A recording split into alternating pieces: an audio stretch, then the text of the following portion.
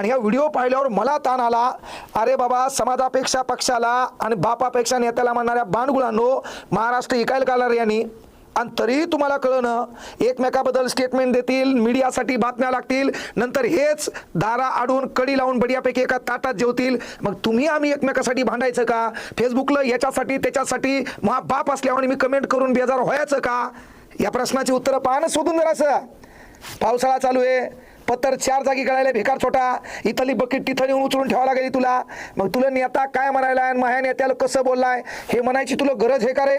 आता हे वातावरण पहा बरं, हा व्हिडिओ पहा, दे धनादन, हा व्हिडिओ पहा.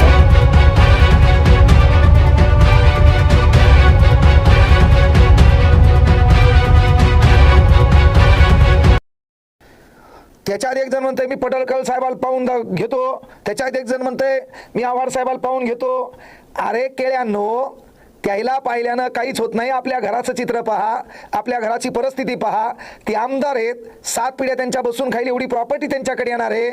आपलं घर 4 जागी गळायले, आपल्या बायकोला साडी 2 जागी शिवून नेसावं लागली. ती परिस्थिती बदलायचं पहा.